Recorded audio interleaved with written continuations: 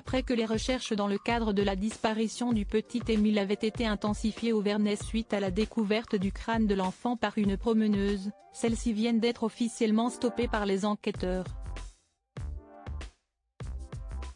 Samedi 30 mars 2024, l'enquête sur la disparition du petit Émile Soleil a connu un tournant décisif.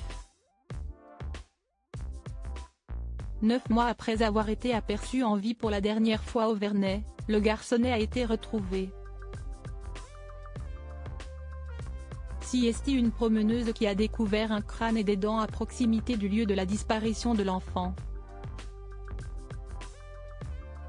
Suite à cela, les autorités ont procédé à des analyses ADN sur ces ossements.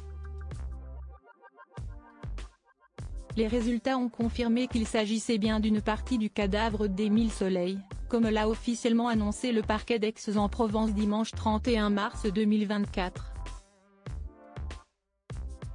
Immédiatement, les autorités ont décidé de geler la zone dans laquelle les ossements du petit garçon ont été retrouvés.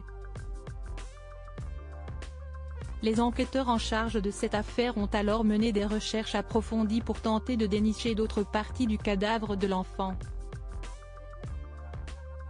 Une tactique qui a finalement porté ses fruits. En effet, les fouilles menées à proximité du Vernet ont permis la découverte de nouveaux ossements appartenant au petit Émile. De plus, certains vêtements que le garçonnet portait sur lui le jour de sa disparition ont aussi été retrouvés par les autorités. Cependant, après 10 jours de recherche intense, les fouilles menées par la gendarmerie sont officiellement arrivées à leur terme. Désormais l'information judiciaire se poursuivra à la lumière des résultats des découvertes réalisées et des expertises en cours, dans l'objectif de déterminer les circonstances du décès d'Émile, a annoncé le parquet d'Aix-en-Provence. La circulation dans le hameau du Haut-Vernet, qui avait été interdite par arrêté municipal pour ne pas gêner le travail des enquêteurs, va donc désormais être rétablie. Il importe que la sérénité de l'enquête soit préservée, comme doit l'être la tranquillité de la famille de l'enfant et des habitants du Haut-Vernet, a aussi souligné le parquet d'Aix-en-Provence dans son communiqué.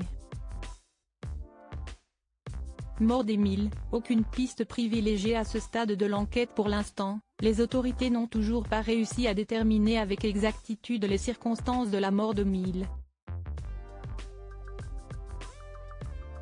Entre la chute, l'homicide involontaire et le meurtre, on ne peut toujours pas privilégier une hypothèse plutôt qu'une autre, avait précédemment déclaré le procureur de la République d'Aix-en-Provence, Jean-Luc Blachon. Pour mémoire, l'enfant avait échappé à la vigilance de ses proches le samedi 8 juillet 2023, aux alentours de 17h15-17h30, dans le hameau du Haut-Vernet. Les parents et la famille ont été autorisés à se rendre sur l'endroit où le crâne du petit garçon a été retrouvé avant que les équipes décident de la fin des recherches. Leur deuil peut commencer.